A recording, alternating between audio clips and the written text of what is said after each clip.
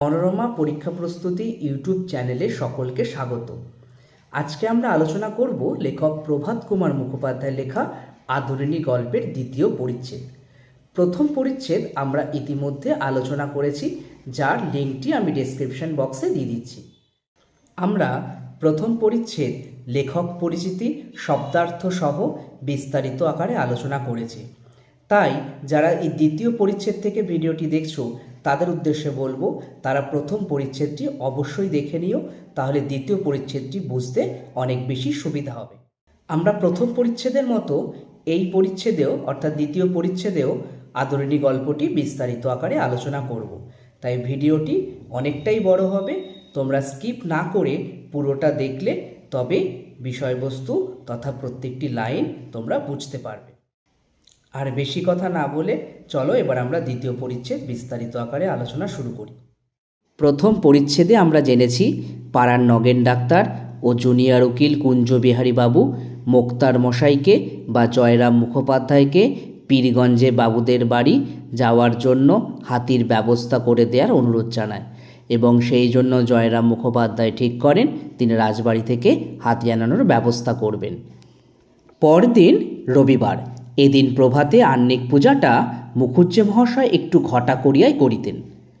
আহ্নিক শব্দের অর্থ নিত্য বা প্রতিদিনের, ঘটা শব্দের অর্থ সমারোহ। জয়রাম মুখোপাধ্যায় বা জয়রাম মোক্তার ছিলেন ব্রাহ্মণ। তিনি সপ্তাহের অন্যান্য দিন যেভাবে পুজোটা করতেন, রবিবার পুজো করতে তার একটু বেশি সময় লাগত। সেহেতু পুজো শেষ করতে তার অনেকটাই দেরি হয়ে যায় এবং পুজো শেষ করার পরে তিনি বৈঠকখানায় এসে বসেন। বেলা 9টার সময় পূজা সমাপন করিয়া জল যোগান্তে বৈঠকখানায় আসিয়া বসিলেন। অর্থাৎ বেলা 9টার সময়, সকাল 9টার সময় জয়রাম মোক্তারের পুজো শেষ হয়, সমাপন হয় অর্থাৎ শেষ হয়, এবং তিনি জল যোগান্তে অর্থাৎ সকালের প্রাতরাশ করার পর বা সকালের জলখাবার করার পর তিনি বৈঠকখানায় অর্থাৎ বসার ঘরে এসে বসেন। অনেকগুলি মক্কেল উপস্থিত ছিল, তাহাদের সহিত কথাবার্তা কহিতে লাগিলেন। মক্কেল শব্দের অর্থ উকিলের সাহায্যে বা মোক্তারের সাহায্যে বিচার প্রার্থী। তার সকালবেলায় যখন বৈঠকখানায় এসে বসেন তখন দেখেন, জয়রাম মোক্তার দেখেন যে অনেক মক্কেল ইতিমধ্যে তার বৈঠকখানায় এসে বসে আছেন এবং তাদের সাথে কথাবার্তা বলেন। বলার সময় তার হঠাৎই মনে পড়ে যায় রাজবাড়িতে চিঠি লেখার কথা। হঠাৎ সেই হাতির কথা মনে পড়িয়া গেল। তখন কাগজ কলম লইয়া চশমাটি পড়িয়া প্রবল প্রতিপান্বিত শ্রী মনমহারাজ শ্রী নরেশচন্দ্র রায় চৌধুরী বাহাদুর আশ্রিত জনপ্রতিপালকেষু পাঠ লিখিয়া 2-3 দিনের জন্য একটি সুশীল ও সুবোধ হস্তি প্রার্থনা করিয়া পত্র লিখিলেন। প্রতাপান্বিত শব্দের অর্থ পরাক্রমী, শ্রীল শব্দের অর্থ শ্রীযুক্ত। শ্রী মনমহারাজ বলতে এখানে সম্মানসূচক বা সম্বোধনসূচক শব্দ। নরেশচন্দ্রকে শ্রী মনমহারাজ বলে সম্বোধন করেন। বাহাদুর শব্দের অর্থ বীর। আশ্রিত জনপ্রতিপালকেষু বলতে আশ্রয় নেওয়া বা যিনি প্রতিপালন করেন তার কাছে আশ্রয় নেওয়া, এই বলে তিনি চিঠি লেখেন মহারাজ শ্রী নরেশচন্দ্রকে। সুশীল শব্দের অর্থ ভদ্র। সুবোধ বলতে এখানে শান্ত বা বুদ্ধিমান বা বুদ্ধিযুক্ত। অর্থাৎ মহারাজ নরেশচন্দ্রকে তিনি হাতে লিখে জানান তার 2-3 দিনের জন্য একটা ভালো হাতি প্রয়োজন। পূর্বেও আবশ্যক হইলে তিনি কতবার এই রূপে মহারাজের হস্তি আনাইয়া লইয়াছেন, অর্থাৎ এর আগেও তিনি মহারাজের কাছ থেকে এইভাবে অনেকবার হাতি নিয়ে এসেছেন। তাই তিনি নিশ্চিত ছিলেন যে তিনি রাজবাড়িতে চিঠি লিখে পাঠালে অবশ্যই রাজবাড়ি থেকে হাতির ব্যবস্থা করা হবে। সেজন্যই কুঞ্জবাবু এবং নগেন ডাক্তার জয়রাম মোক্তারের শরণাপন্ন হয়েছিলেন, যাতে জয়রাম মোক্তার রাজবাড়িতে চিঠি লিখে হাতির বন্দোবস্ত করেন এবং জয়রাম মোক্তারের সাথে তারা দুজনও সেই পীরগঞ্জের বাবুদের বাড়ি বিয়ে অনুষ্ঠানে যেতে পারেন। আবশ্যক শব্দের অর্থ প্রয়োজন। একজন ভৃত্যকে ডাকিয়া পত্রখানি লইয়া যাইতে আজ্ঞা দিয়া মোক্তার মহাশয় আবার মক্কেলগণের সহিত কথোপকথনে প্রবৃত্ত হইলেন। আজ্ঞা মানে আদেশ, প্রবৃত্ত মানে নিযুক্ত, অর্থাৎ যখন সেই চিঠিটি লেখার কথা মনে পড়ে তখন তিনি রাজবাড়িতে নরেশচন্দ্রকে চিঠি লেখেন, মহারাজকে চিঠি লেখেন এবং চিঠি লিখে একজন ভৃত্যকে ডেকে সেই চিঠিটি পাঠানোর ব্যবস্থা করেন এবং চিঠিটি পাঠানোর পর তিনি সেই মক্কেলগণের সাথে বা মক্কেলদের সাথে পুনরায় কথা বলতে শুরু করেন, কথোপকথন শুরু করেন। শ্রীযুক্ত জয়রাম মুখোপাধ্যায়ের বয়স এখন 50 পার হইয়াছে, অর্থাৎ জয়রাম মুখোপাধ্যায়ের বয়স এখন 50 অতিক্রম করেছে। আনুমানিক তার বয়স 55 বছর। মানুষটি লম্বা ছাদের, রঙটি আরেকটু পরিষ্কার হইলেই গৌরবর্ণ বলা যাইতে পারিত। মানুষটি অর্থাৎ জয়রাম মুক্তার ছিলেন একটু লম্বা গঠনের, বা একটু তিনি লম্বা ছিলেন, এবং তার রঙটি আরেকটু পরিষ্কার হলেই তাকে ফর্সা বলা যেত। চক্ষু দুইটি বড় বড় ভাসা ভাসা, অর্থাৎ চোখ দুটো অগভীর ছিল।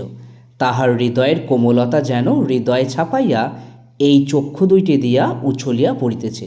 উছলিয়া শব্দের অর্থ উতলে পড়া, অর্থাৎ তিনি যে তার হৃদয় যে কোমল ছিল সেটা তার চোখ দিয়ে যেন উতলে পড়ত। ইহার আদিবাস যশোর জেলায়, অর্থাৎ জয়রাম মুখোপাধ্যায় পূর্বে যশোর জেলায় থাকতেন। এখানে যখন প্রথম মোক্তারি করিতে আসেন তখন এদিকে রেল খোলে নাই, অর্থাৎ জয়রাম মুক্তার অনেক দিন আগেই তিনি এখানে এসেছেন। যখন এসেছেন তখন এদিকে রেলপথও চালু হয়নি। পদ্মা পার হইয়া কতক নৌকা পথে, কতক গরুর গাড়িতে, কতক পদব্রজে আসিতে হইয়াছিল। অর্থাৎ পদ্মা পার হয়ে তিনি যখন এসেছিলেন কিছুটা নৌকা পথে, কিছুটা গরুর গাড়িতে এবং কিছুটা পদব্রজে অর্থাৎ পায়ে হেঁটে তিনি এখানে আসেন। সঙ্গে কেবলমাত্র একটি ক্যাম্বিসের ব্যাগ এবং একটি পিতলের ঘটি ছিল। অর্থাৎ যখন তিনি আসেন তখন তার সহায় সম্বল খুব বেশি ছিল না, সাথে শুধু একটি ক্যাম্বিসের ব্যাগ অর্থাৎ মোটা ও মজবুত কাপড়ের একটি ব্যাগ ও একটি পিতলের ঘটি ছিল। সহায় সম্পত্তি কিছুই ছিল না। মাসিক 13 শিকায় একটি বাসা ভাড়া লইয়া নিজ হাতে রাঁধিয়া খাইয়া মোক্তারি ব্যবসায় আরম্ভ করিয়া দেন। শিকা শব্দের অর্থ 4 আনা বা 25 পয়সা। জয়রাম মুক্তার যখন এই অঞ্চলে আসেন তখন তিনি মাসিক 13 শিকায় বা 3 টাকা 25 পয়সায় তিনি একটি বাড়ি ভাড়া নেন এবং নিজে রেঁধে খেয়ে মোক্তারির ব্যবসা শুরু করেন। এখন সেই জয়রাম মুখোপাধ্যায় পাকা দালান কোঠা করিয়াছেন, অর্থাৎ তিনি পাকা অট্টালিকা বানিয়েছেন, বাগান করিয়াছেন, পুকুর কিনিয়াছেন, অনেকগুলি কোম্পানির কাগজও কিনিয়াছেন, অর্থাৎ অনেকগুলি তিনি শেয়ার বা সম্পত্তির কাগজ কিনেছেন। যে সময়ের কথা বলিতেছি তখন এ জেলায় ইংরেজিওয়ালা মোক্তারের আবির্ভাব হইয়াছে বটে, কিন্তু জয়রাম মুখুজ্জকে তাহা কেহই হটাইতে পারে নাই। হটাইতে অর্থাৎ সরাতে বা সরিয়ে দিতে, অর্থাৎ সেই সময় অনেক ইংরেজি জানা মোক্তারের আবির্ভাব ঘটলেও তারা কেউই জয়রামকে সরাতে পারেনি এবং জয়রাম নিজের মোক্তারি ব্যবসা চালিয়ে গেছেন বলেই এইরূপ সম্পত্তি তিনি করতে সক্ষম হয়েছিলেন। তখনও ইনি এ জেলার প্রধান মোক্তার বলিয়া গণ্য। গণ্য শব্দের অর্থ বিবেচ্য। তখনও তিনি এই জেলার প্রধান মোক্তার বলেই পরিচিত ছিলেন। মুখোপাধ্যায় মহাশয়ের হৃদয়খানি অত্যন্ত কোমল ও স্নেহপ্রবণ হইলেও মেজাজটি কিছু রুক্ষ। কোমল শব্দের অর্থ নরম, স্নেহপ্রবণ শব্দের অর্থ মমতাময়, রুক্ষ শব্দের অর্থ উগ্র। অর্থাৎ মুখোপাধ্যায় মশায় তার হৃদয়টা অত্যন্ত কোমল ছিল এবং তিনি খুবই স্নেহপ্রবণ ছিলেন, তবে তার মেজাজটা একটু উগ্র ধরনের ছিল। যৌবনকালে ইনি রীতিমতো বদরাগী ছিলেন। এখন রক্ত অনেকটা ঠান্ডা হইয়া আসিয়াছে, অর্থাৎ যখন তার বয়স কম ছিল তখন তিনি অনেকটাই বদরাগী বা রকচটা ছিলেন, তবে এখন পূর্বের মতন তিনি অতটা বদরাগী নন। সেকালে হাকিমেরা একটু অবিচার অত্যাচার করিলেই মুখুজ্জে মহাশয় রাগিয়া চেঁচাইয়া অনর্থপাত করিয়া তুলিতেন। অনর্থ শব্দের অর্থ হচ্ছে বিপদ, অর্থাৎ হাকিম শব্দের অর্থ হচ্ছে বিচারক। যদি কোনো হাকিম বা বিচারক কোনো অবিচার করতেন তাহলে মুখুজ্জে মহাশয় চেঁচিয়ে উঠতেন বা তার প্রতিবাদ করতেন। একদিন এজলাসে এক ডেপুটির সহিত ইহার বিলক্ষণ বচসা হইয়া যায়। এজলাসে শব্দের অর্থ আদালতে। তাহলে একদিন আদালতে এক ডেপুটির সাথে তার বিলক্ষণ অর্থাৎ খুব ভালো রকম বিবাদ শুরু হয়। বিকালে বাড়ি আসিয়া দেখিলেন তাহার মঙ্গলা গাই একটি এড়ে বাছুর প্রসব করিয়াছে। তখন আদর করিয়া উক্ত ডেপুটিবাবুর নামে বাছুরটির নামকরণ করিলেন। অর্থাৎ মোক্তার মশাই তিনি অনেকটাই উগ্র স্বভাবের ছিলেন। একদিন আদালতে এক উচ্চপদস্থ বা এক ডেপুটির সাথে তার যখন বিবাদ বাধে, বিবাদের পর যখন বাড়ি আসেন দেখেন তাদের বাড়ির মঙ্গলা গাই একটি এড়ে বাছুর প্রসব করেছে। তখন কি করেন, সেই বাছুরটির নাম এজলাসে যে ডেপুটির সাথে তার বিবাদ হয় তার নামে সেই এড়ে বাছুরটির নামকরণ করেন। ডেপুটিবাবু লোক পরম্পরায় ক্রমে কথা শুনিয়াছিলেন, অর্থাৎ ডেপুটিবাবু লোকের মুখে মুখে এ কথাটা তিনি জানতে পেরেছিলেন এবং বলা বাহুল্য নিতান্ত প্রীতিলাভ করেন নাই। প্রীতিলাভ শব্দের অর্থ হচ্ছে আনন্দ বা তৃপ্তি।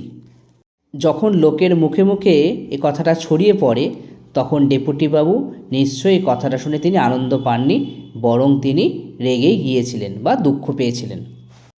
আর একবার এক ডেপুটির সম্মুখে মুখুজ্জে মহাশয় আইনের তর্ক করিতেছিলেন, কিন্তু হাকিম কিছুতেই ইহার কথায় সাই দিতেছিলেন না।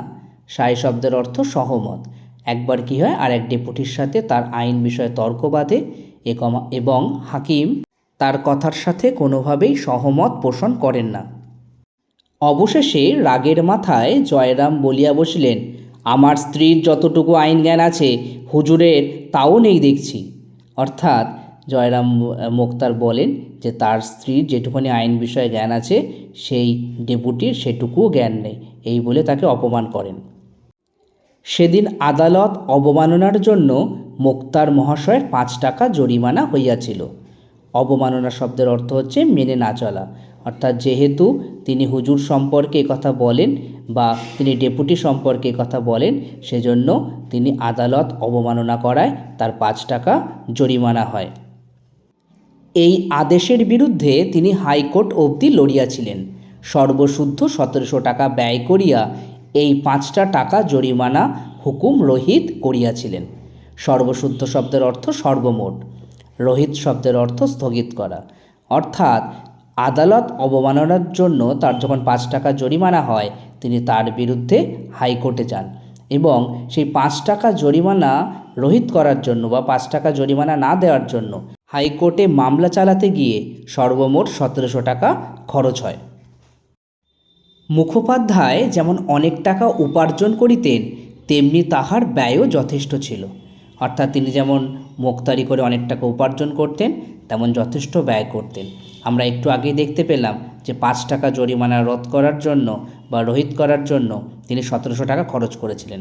তবে শুধুমাত্র এইভাবে খরচ করতেন না, তিনি সাধারণ মানুষের জন্য তিনি কিন্তু অর্থ ব্যয় করতেন। তিনি অকাতরে অন্নদান করিতেন, অর্থাৎ সাধারণ মানুষকে তিনি অকাতরেই তিনি তাদের অন্ন সংস্থান করতেন। অত্যাচারিত উৎপীড়িত গরিব লোকের মোকদ্দমা তিনি কত সময় বিনা ফিসে এমনকি নিজে অর্থব্যয় পর্যন্ত করিয়া চালাইয়া দিতেন। যারা উৎপীড়িত অর্থাৎ নিপীড়নগ্রস্ত তাদের বা গরিব লোকের বা অত্যাচারিত লোকের যখন মোকদ্দমা হতো, মামলা হতো, তিনি সেগুলো বিনা পারিশ্রমিকে, ফিস না নিয়ে, বিনা ফিসে মানে পারিশ্রমিক না নিয়েই সেগুলো তিনি লড়তেন। এমনকি নিজের অর্থ ব্যয় করে সেই মামলা তিনি চালিয়ে যেতেন।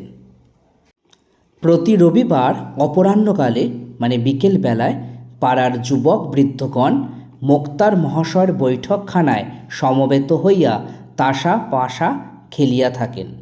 অদ্যও সেইরূপ অনেকে আগমন করিয়াছেন।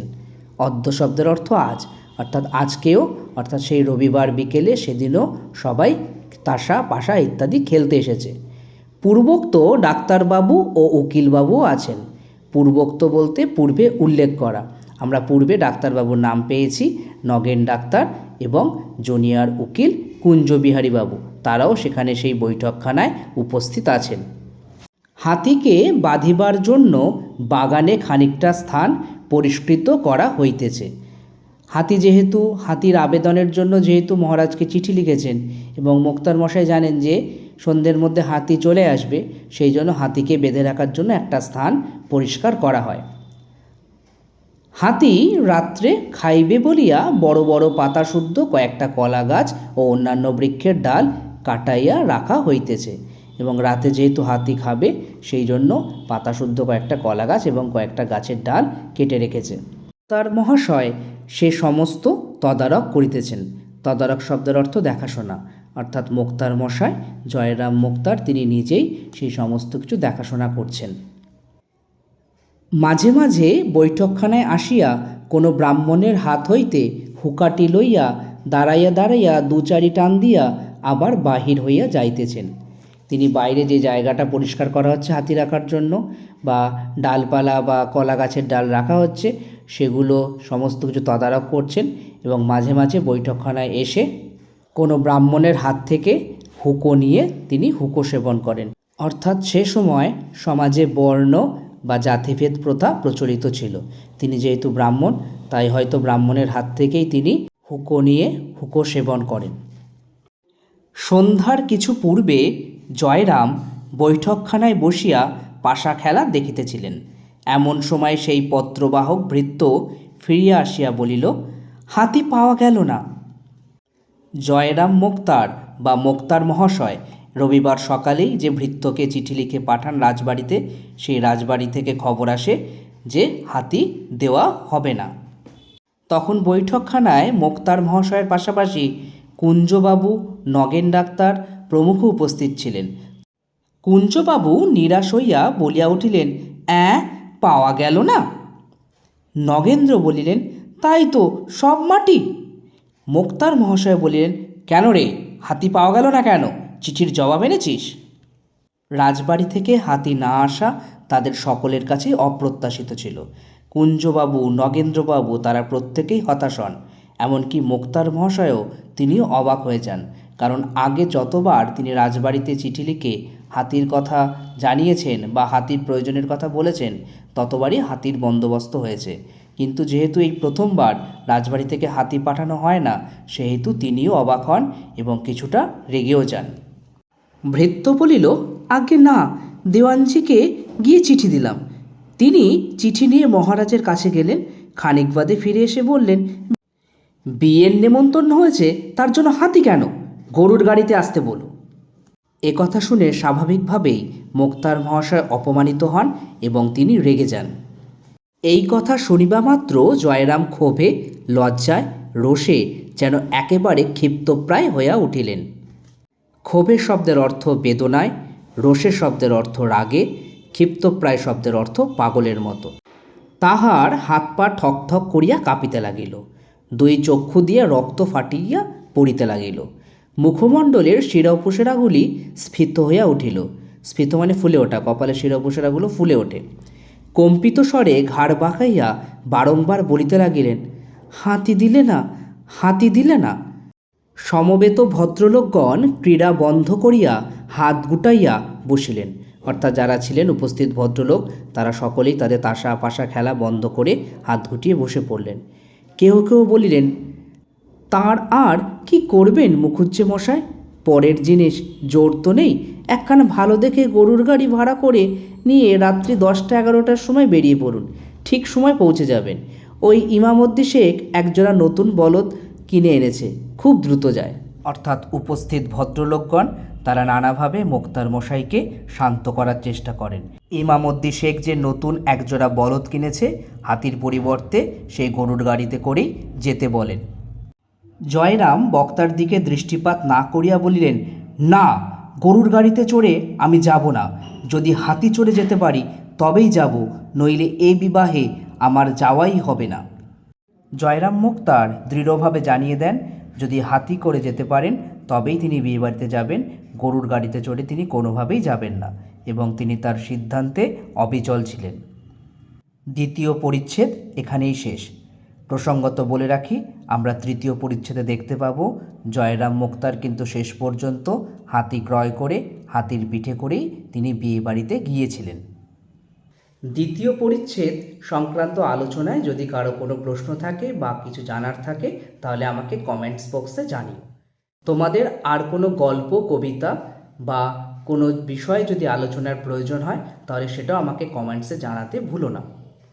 আর ভিডিওটি ভালো লাগলে তোমরা লাইক, কমেন্ট, শেয়ার করো। আর যারা আমাদের চ্যানেলে নতুন আছো তারা চ্যানেলটিকে সাবস্ক্রাইব করে পাশে থাকা বেল আইকনটিকে ক্লিক করো, যাতে সবার আগে ভিডিওর নোটিফিকেশন তোমার কাছে পৌঁছে যায়।